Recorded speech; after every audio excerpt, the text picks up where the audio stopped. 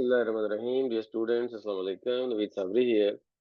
आज हम 10th मई 2024 Friday के 9 एडिटोरियल्स में एनालाइज करेंगे।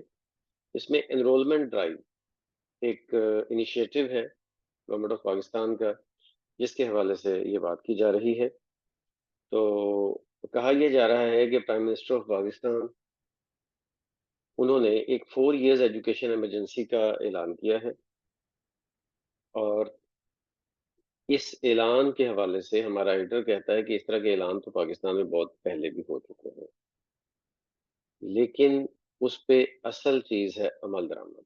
ये 4 ईयर एजुकेशन इमरजेंसी जो प्लान दिया जा रहा है, इस पे अमल दरामद असल चीज है। पाकिस्तान जो है उसमें एजुकेशन के बहुत डीप रूटेड प्रॉब्लम्स है और वाइड स्प्रेड प्रॉब्लम्स है। मतलब डीप रूटेड भी हैं और वाइड स्प्रेड भी हैं। ये नोट करने वाली बात है कि डीप रूटेड का मतलब कि वो इतने ज्यादा डीप है कि हम उन्हीं को एजुकेशन समझते हैं। ठीक है ना। अब मतलब हमारे एजुकेशन सिस्टम में एटलीस्ट स्कूल कॉलेज लेवल तक तो सिर्फ क्रैमिंग को ही एजुकेशन समझा जाता है। इवन टीचर्स भी इसी को एजुकेशन समझते हैं कि जो बुक पे लिखा है, स्टूडेंट अगर वही चीज पेपर में लिख दे तो उसको बहुत अच्छे मार्क्स मिल जाते हैं, और जो अपनी क्रिएटिविटी है वो नहीं होती। तो ये एक डीप रूटेड प्रॉब्लम है। ऐसा प्रॉब्लम है कि जो इतना डीप रूटेड है कि आम लोगों को तो छोड़े, इस फील्ड के अंदर जो लोग हैं उनको भी नहीं पता कि ये प्रॉब्लम है। ये कोई एजुकेशन नहीं है। इस तरह के और बहुत सारे प्रॉब्लम है। और वाइड स्प्रेड का मतलब पूरी नेशन इसकी जद में है, बहुत कॉमन है। इसमें अगर हम थोड़ी सी स्टैटिस्टिक्स को चेक करें तो हमें पता चलेगा कि पाकिस्तान का लिटरेसी रेट सिर्फ 62% है। ठीक है। और ये भी लिटरेसी रेट वो है जो कि गवर्नमेंट की तरफ से दिया गया है, और गवर्नमेंट हर रटा लगाने वाले स्टूडेंट को भी एजुकेटेड ही समझती है। ये अगर रियल एजुकेशन स्टैंडर्ड्स को देखा जाए तो फिर ये तो बहुत डाउन चला जाएगा। अच्छा, फिर उसके बाद पाकिस्तान में हमारे जीडीपी का सिर्फ 1.7%, 1.7%, ये हमारी एजुकेशन की प्रेफरेंस है। जरा गौर करें कि 1.7% हमारे टोटल बजट का जाता है एजुकेशन की तरफ। पाकिस्तान में तकरीबन 26 मिलियन बच्चे स्कूलों से बाहर हैं। 26 मिलियन का मतलब है 2.5 करोड़ से भी ज्यादा। अगर आपकी आबादी टोटल 25 करोड़ हो और उसमें से बच्चों का तनासुब आप देख लें कितने होंगे। ठीक है। बच्चे जाहिर है कि 1/3 के करीब होंगे। ठीक है। अब उन 1/3 के करीब बच्चों में से, मतलब अगर हम वो 25 करोड़ बच्चों का 1/3 निकालें तो तकरीबन कोई 8 करोड़ बनता है। 8 साढ़े 8 करोड़। उस 8 साढ़े 8 करोड़ बच्चों में से अगर मोर देन 2.5, या आप समझ लें 2.6 करोड़ बच्चा स्कूल से बाहर है, तो ये एक बहुत ही अलार्मिंग सिचुएशन है। और फिर उसके बाद है कि 70% ऑफ 10 years ओल्ड, मतलब 10 साल। अब उससे भी बच्चे तो जाहिर है 16 17 18 18 साल तक की एज तक के बच्चे कहे जाते हैं, लेकिन 10 साल की एज से या उससे कम बच्चे, 10 साल की एज के या उससे कम बच्चे जो हैं, वो बेसिक जो टेक्स्ट है उर्दू इंग्लिश मैथ्स वगैरह, उसको बेसिक चीजों को समझने से कासिर, अगर वो जाते भी हैं तो। ठीक है। तो पॉइंट ये है कि बहुत अलार्मिंग सिचुएशन है। हम अपनी फैक्ट्स एंड फिगर्स के हिसाब से देख लें, हम अपने स्टैंडर्ड के हिसाब से देख लें, हम अपने जीडीपी के अंदर एजुकेशन के शेयर पे देख लें, हर तरफ एजुकेशन के ऊपर बहुत ज्यादा फोकस देने की जरूरत है। और पाकिस्तान में जो है ये एक ये भी प्रॉब्लम है। ये जो बजट वाले प्रॉब्लम है, ये भी सारे प्रॉब्लम्स आपको मैंने बताए, लेकिन इसके अलावा ये भी प्रॉब्लम है कि पाकिस्तान में अर्बन एरियाज में, शहरी इलाकों में एजुकेशन तक रसाई फिर भी मुमकिन है, लेकिन देहाती इलाकों में ये समटाइम बच्चे स्कूलों तक पहुंच ही नहीं पाते। उनके करीब करीब कहीं कोई स्कूल होते ही नहीं है, जिसकी वजह से वो मजबूर होते हैं कि वो स्कूल ना जाएं। ठीक है, फिर उसके बाद अब हमें करना क्या चाहिए कि एक तो बजट के अंदर एलोकेशन इंक्रीज करनी चाहिए एजुकेशन की। फिर उसके बाद टीचर्स की रिक्रूटमेंट, नए टीचर्स भर्ती करने चाहिए, उनकी ट्रेनिंग प्रॉपर होनी चाहिए, ठीक है? और वो जॉब को छोड़ के ना जाएँ, रिटेंशन स्ट्रैटेजी, जॉब को छोड़ के ना जाएँ, उसके ऊपर काम होना चाहिए, मतलब उनके लिए हालात बेहतर होने चाहिए। और मलाला यूसुफ़ज़ई कहती है कि पाकिस्तान में 2 लाख सीट्स ऐसी हैं टीचर्स की जो वेकेंट पड़ी हैं। उन पे भर्तियाँ नहीं हो रही, रिक्रूटमेंट्स नहीं हो रही, तो वो भी होनी चाहिए, ठीक है? और इससे बढ़कर आगे ये कि आउट ऑफ स्कूल चिल्ड्रन, इनके लिए जो बेसिक नेसेसिटीज़ हैं, उनको भी इम्प्रूव करना चाहिए। मतलब स्कूलों के अंदर मील प्रोग्राम बनाए जाएँ। मतलब वर्ल्ड फूड प्रोग्राम जो है, उन्होंने सजेस्ट किया है कि स्कूलों में बच्चों को खाना भी दिया जाए। अगर दोपहर का खाना स्कूल में बच्चों को दिया जाएगा, तो लाज़मी बात है कि एक इंसेंटिव होगा पेरेंट्स के लिए भी कि वो अपने बच्चों को स्कूल भेजें। क्योंकि नॉर्मली वही वही पेरेंट्स जो हैं वो अपने बच्चों को स्कूल नहीं भेजते जो बहुत गरीब होते हैं। जब उन्हें ये पता चलेगा कि एक अच्छा खाना खाना भी उन्हें स्कूल में मिलेगा, तो एक फर्दर इंसेंटिव पैदा हो जाएगा उनके लिए, उनको स्कूल में भेजने का। फिर उसके बाद ये है कि एजुकेशन में करिकुलम की बहुत इंपॉर्टेंस होती है। करिकुलम इम्प्रूव होना चाहिए। उसके अंदर एजुकेशन को इंटीग्रेट करना चाहिए, सॉरी, टेक्नोलॉजी को इंटीग्रेट करना चाहिए। क्योंकि करिकुलम में जब तक टेक्नोलॉजी साथ इनकॉर्पोरेट नहीं हो सकती होती, तब तक एजुकेशन इम्प्रूव नहीं हो सकती। देखिए, दुनिया दुनिया बहुत आगे जा चुकी है। दुनिया टेक्नोलॉजी को यूज़ करके बहुत आगे जा चुकी है और हमारे स्कूल्स में अभी तक भी वही क्रैमिंग का सिस्टम चल रहा है और हम समझते हैं कि हम कोई बहुत बड़ा एजुकेशन सिस्टम चला रहे हैं। हम क्वालिटी वाइज़ देखें तो बहुत पीछे हैं। और फिर इसमें जो हमारी जो इंटरनेशनल पार्टनर्स हैं, वो भी और एनजीओज़ वगैरह, उनका भी किरदार बनता है। उनसे हेल्प लेनी चाहिए बिकॉज़ हमारे अक्सर जो पाकिस्तान में एजुकेशन का काम करने वाली जो एनजीओज़ हैं, वो गवर्नमेंट से ज़्यादा बेहतर टेक्नोलॉजी को यूज़ करके ज़्यादा बेहतर रिज़ल्ट्स प्रोड्यूस कर रही हैं। तो उनको भी ज़रूर इसमें इन्वॉल्व करना चाहिए। इंटरनेशनल पार्टनर्स हैं, वर्ल्ड बैंक है, आईएमएफ है, एशियन डेवलपमेंट बैंक है, ये सारे लोग एजुकेशन को प्रमोट करने पे तैयार हैं, लेकिन इसके ऊपर काम तो होना चाहिए ना। और आखिरी बात ये है कि आखिरी बात ये है कि ये देखिए, कमिटमेंट होनी चाहिए। ये जो कमिटमेंट शो की है गवर्नमेंट ने कि पाकिस्तान स्किल कंपनी बनाई जाएगी और पाकिस्तान स्किल डेवलपमेंट फंड बनाया जाएगा, ये एक अच्छा स्टेप है। लेकिन इस पे काम भी होना चाहिए। ये ऐसा नहीं है कि सिर्फ ऐलान करने से ही काम चलेगा। ये इस पे काम भी होना चाहिए। और ये जो एट द एंड ये कि हमारे जो प्राइम मिनिस्टर साहब ने ऐलान किया है एजुकेशन इमरजेंसी का, अब देखना ये है कि एजुकेशन अथॉरिटीज इसके ऊपर क्या प्लान पेश करती हैं। वो प्लान एक्शनेबल होगा तो ज़्यादा अच्छा उसका रिज़ल्ट निकलेगा। अब इसमें अगर हम देखें तो जो वर्ड्स आपने स्पेशली नोट करने हैं वो कौन से हैं? वो वर्ड्स हैं जी ये वाले। Number 1, promising. प्रॉमिसिंग को आप नोट करें, उभरता हुआ, उभरा हुआ, सामने आता हुआ, कोई चीज़ जो सामने आती आती हुई है, आ रही है, जो नमूदार हो रही है, वाज़ेह हो रही है। फिर इरेडिकेट, खात्मा करना। फिर उसके बाद है टेंजिबल। टेंजिबल का मतलब सॉलिड, ठोस कोई चीज़। ग्रैपल का मतलब सामना करना, फेस करना उस चीज़ को। पोर्टेबल, पोर्टेबल पीने के काबिल। ऐसा अक्सर जो स्टूडेंट्स हैं ना, मैंने देखा है, वो ना इसको पोर्टेबल समझ लेते हैं। यहाँ पे आर नहीं है। पोर्टेबल होता है जिस चीज को एक से दूसरी जगह ले जाया जा सके। और पोर्टेबल का मतलब है जिसको हम अपनी पॉट में डाल सकें, यानी कि दूसरे लफ्जों में जो पीने के काबिल पानी है। डिस्पैरिटी, डिस्पैरिटी का मतलब होता है फर्क। इसको भी जरूर आप अपने रखें। रीवैम्प, नया बनाना, तश्कील देना, नई उसमें चीजें लेके आना, उसको नए सिरे से, इनोवेट करना, ये वो है। हार्नेस का मतलब है काबू पाना, अपने कंट्रोल में लाना।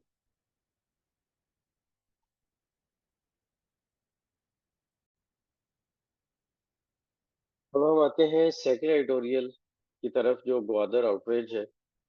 और एक नया अटैक हुआ है सुरबंदर में, जिसमें कि टेररिस्ट ने अटैक किया। 7 इनोसेंट पीपल, 7 मासूम लोग जो सोए हुए थे, उनको कत्ल कर दिया। ये ग्वादर के करीब एक एरिया है सुरबंदर, वहां पे। यहाँ पे बताया ये जाता है कि वो किसी लोकल बार्बर शॉप पे, नाई की दुकान पे वो काम करने वाले लोग थे, और उनका ताल्लुक था पंजाब से। अब चूंकि वो पंजाब से ताल्लुक रखते थे, तो इसलिए ये इंसिडेंट हो गया।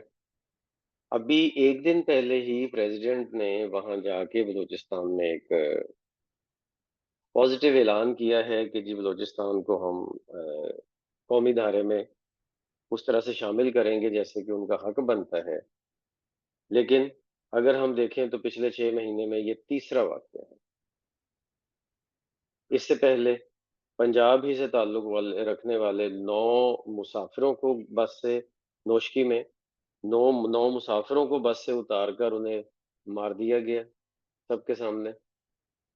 उससे भी पहले अक्टूबर में पंजाब से ताल्लुक रखने वाले तुर्बत में, पंजाब से तुर्बत शहर है बलूचिस्तान का, वहां पे पंजाब से ताल्लुक रखने वाले 6 मजदूरों को, जब वो सो रहे थे तो उनको मार दिया गया। मतलब ये कभी भी इस तरह के जो एक्ट्स हैं उनको जस्टिफाई नहीं किया जा सकता, उनको कभी भी उन क्राइम्स को, उन जो जराइम हैं उनको कभी भी इस तरह के बहुत ही खौफनाक किस्म के जराइम को जस्टिफाई नहीं किया जा सकता। लेकिन पॉलिटिकल लीडरशिप को इसके ऊपर काम करना चाहिए। पॉलिटिकल लीडरशिप प्राइम मिनिस्टर से लेकर नीचे तक सब ने इसको कंडेम तो किया है, बुरा कहा है, लेकिन इसके लिए असल चीज तो है कि कोई ना कोई स्टेप्स लिए जाएं, और इसको इस ये स्टेप्स कुछ शॉर्ट टर्म नेचर के हों, कुछ लॉन्ग टर्म नेचर के हों, और अच्छी तरह से इन चीजों को टारगेट किया जाए। ठीक है ना? अब उनमें स्टेप्स क्या लिए जा सकते हैं? हमारे एडिटोरियल के मुताबिक कहा यह जा रहा है कि सबसे पहली बात तो ये है कि जो जॉब प्रेफरेंस है वो बलूचिस्तान के लोगों की होनी चाहिए। ठीक है? मतलब किसी भी जॉब है, कोई भी, स्पेशली ये जो चलता है ये गवर्नमेंट साइड से चलता है कि गवर्नमेंट एक पॉलिसी बनाती है जिसमें लोकल लोगों को ज्यादा इंपॉर्टेंस दी जाती है जॉब के लिए। तो एक तो ये कि वहां पे के लोकल लोगों को जॉब्स में इंपॉर्टेंस दी जानी चाहिए। ठीक है? लेकिन इसका ये मतलब बिल्कुल नहीं है कि किसी और इलाके से आए हुए लोगों को मार दिया जाए, जो बेचारे एक ईमानदारी से अपनी मजदूरी करने के लिए अपने घर बार को छोड़ के, बच्चों को छोड़ के किसी और जगह मेहनत मजदूरी करने के लिए आए हुए हैं, उनको मार दिया जाए। ये बहुत अफसोसनाक चीज है। यस, लोकल्स को जॉब्स में प्रेफरेंस दी जानी चाहिए, लेकिन इसका ये मतलब नहीं है कि पाकिस्तान के दूसरे इलाकों से आए हुए लोगों को सेटलर या आउटसाइडर या मुहाजिर या किसी भी तरह से कह के उनको टारगेट किया जाए। पाकिस्तान के पूरे जो जो इकाइयां हैं, पाकिस्तान की प्रोविंसेस हैं, पार्ट्स हैं, उन सब के लोगों को एक से दूसरी जगह जाके बसने और वहां पे जाके अपना काम करने की आज़ादी है। कॉन्स्टिट्यूशन इसकी आज़ादी देता है, तो इसको बिल्कुल भी हमें नेगेटिव नहीं लेना चाहिए। और दूसरी बात यह है कि फॉरेन इन्वेस्टमेंट्स पाकिस्तान में आ रही हैं। चाइनीज तो ऑलरेडी सीपेक के ऊपर काम कर रहे हैं। बलूचिस्तान में चाइनीज बहुत ज्यादा हैं जो काम कर रहे हैं। फिर अब गल्फ स्टेट जो हैं हमारे, सऊदी अरेबिया और यूएई वाले, वो भी सब बलूचिस्तान में सरमायाकारी की स्कीम शुरू करना चाह रहे हैं। लेकिन इस तरह के हालात में तो ये नहीं हो सकती। ठीक है? तो इसलिए गवर्नमेंट को ऐसा माहौल पैदा करना चाहिए कि जिसपे फॉरेन इन्वेस्टर्स जो हैं वो सिक्योर फील करें। हाँ, लेकिन लोकल लोगों के अंदर जो प्रॉस्पेरिटी लानी है, उसके लिए भी प्लान बनना चाहिए कि उनको किस तरह से कौमी धारे में शामिल करना है, उनको किस तरह से जॉब्स देनी है, उनके बच्चों का फ्यूचर किस तरह से सिक्योर करना है, ये सब चीज़ें की जानी चाहिए। और ताकि फिर क्या होगा कि जो लोग इस तरह से कौमी धारे में शामिल हो जाएँगे, उनको अपॉर्च्युनिटीज़ मिलेंगी, उनके बच्चों को नौकरियाँ मिलेंगी, उनके बच्चों का आगे उनके बच्चों का फ्यूचर उनको सिक्योर नज़र आएगा, तो ऑटोमैटिकली ये जो चंद सेपरेटिस्ट लोग हैं या फॉरेन जो एलिमेंट्स हैं, जैसा कि इंडिया है, जैसा कि इज़राइल है, ठीक है? ये जो फंड करते हैं लोगों को कि पाकिस्तान में, बलूचिस्तान में प्रॉब्लम्स पैदा करें, वो सारी बात ख़त्म हो जाएगी क्योंकि वो लोग ज़्यादा नहीं हैं जो फॉरेन फंडिंग के ऊपर पाकिस्तान में कार्रवाइयाँ करते हैं, वो ज़्यादा नहीं हैं। वो बहुत कम हैं, लेकिन वो लोगों को वर्गलाने पे उस वक़्त कामयाब हो जाते हैं कि जब सादा लौ लोगों को पाकिस्तान के अंदर अपना कोई फ्यूचर ही नज़र नहीं आता और वो देखते हैं कि सीपैक या और जो डेवलपमेंट एक्टिविटीज़ हैं या जो रिकोडेक है या ये सब कुछ, ये है तो बलूचिस्तान में, लेकिन इसके इसके ऊपर जो है ना वो दूसरे सूबों के लोग काबिज़ हैं। बेशक वो दूसरे सूबों के लोग फ़ौज की शक्ल में हों या फेडरल गवर्नमेंट के रिप्रेजेंटेटिव्स की शक्ल में हों।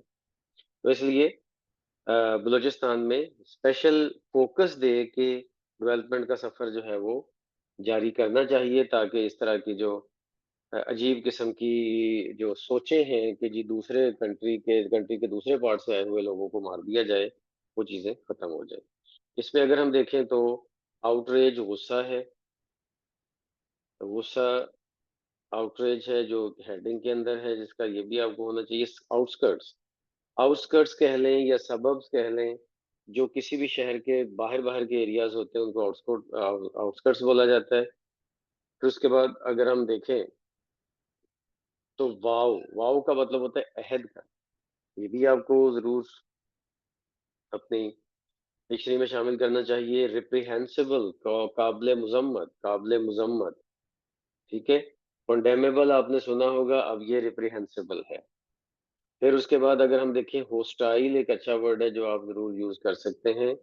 रूल आउट का मतलब होता है खारिज कर देना, मुस्तरद कर देना, पुट असाइड कर देना, जिसको इम्पोर्टेंस ना देना, ठीक है? फिर उसके बाद है जी स्केयर अवे, डराना धमकाना, स्केयर अवे डराना धमकाना। और ग्रूसम का मतलब है भयानक, ये ज़रूर आपको अपनी राइटिंग में शामिल करना चाहिए। अब आते हैं थर्ड एडिटोरियल की तरफ जो है सेव द विटनेस। ये basically Sindh witness protection act 2013 के हवाले से है कि जिसमें जो एक 10 साल पहले एक लॉ जो है वो लागू किया गया था और ये लॉ ये है कि सिंध में जो विटनेस है, जो गवाह है, क्योंकि सिंध के क्रिमिनल केसेस तो कराची में स्पेशली बड़े सिटीज में बहुत आम थे और उसमें सियासी जमातें भी इन्वॉल्व थीं।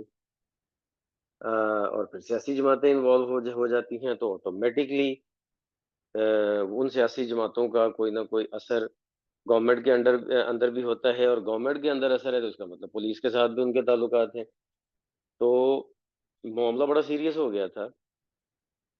तो इस वजह से फिर सिंध गवर्नमेंट ने 10 साल पहले 2013 में एक कानून पास किया कि विटनेस की प्रोटेक्शन होनी चाहिए। जो गवाह हैं उनको हर तरह की सिक्योरिटी मिलनी चाहिए, जिसमें कि अकोमोडेशन शामिल है, जिसमें कि लाइफ टाइम सिक्योरिटी शामिल है, जिसमें मॉनेटरी सपोर्ट यानी कि उनकी जो माली मदद है वो शामिल है और साथ ही अगर खुदा न खास्ता वो बंदा इस दुनिया से चला जाए तो ज़ाहिर है जिनके खिलाफ गवाही दी है उनकी तो कोशिश होगी कि ये बंदा दुनिया से चला जाए, ठीक है? तो फिर अगर खुदा न खास्ता ऐसा हो जाए तो उसके जो वारसीन हैं उसके लिए मुकम्मल तलाफी कंपनसेशन का जो पूरा प्रॉपर वो इंतजाम किया जाए। अच्छा, अब सिंध हाई कोर्ट को वेडनेसडे वाले दिन ये इन्फॉर्म किया गया कि कोई इदारा इस पे काम ही नहीं कर रहा, कोई इसको रिस्पॉन्ड ही नहीं कर रहा, कोई इसके ऊपर फर्दर जो है वो मतलब कोई अमल ही नहीं कर रहा इस प्रोटेक्शन एक्ट पे। तो जिसके लिए जिसके लिए सिंध हाई कोर्ट जो है वो बहुत उसको वो जो है ना समझ लें कि एक बहुत धचका लगा कि 8 साल में 8 साल हो गए हैं, जो स्टेक होल्डर्स हैं वो इस पे रिस्पॉन्ड ही नहीं कर रहे, ठीक है?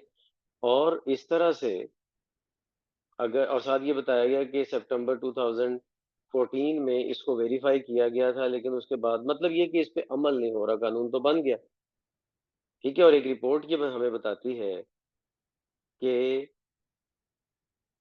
और ये 2020 की रिपोर्ट है, आज से 4 साल पहले की रिपोर्ट। अब ये नंबर उससे भी ज़्यादा होगा। ये बताया गया कि विटनेस प्रोटेक्शन प्रोग्राम चूँकि अवेलेबल नहीं है, तो उसका असर ये हुआ है कि कम से कम 1700 केसेस ऐसे हैं, 33 एंटी टेररिज्म कोर्ट्स में, इंसदाद दहशतगर्दी की 33 अदालतों में 1700 केस ऐसे हैं कि जिनमें गवाहों की अदम मौजूदगी की वजह से असर पड़ा है और जजेस को या तो केसेस को लटकाना पड़ा है या फिर जो क्रिमिनल्स हैं, जो एक्यूज्ड हैं, उनको बरी करना पड़ा है, क्योंकि प्रोटेक्शन जो गवाह है वो तो मौजूद ही नहीं है, ठीक है?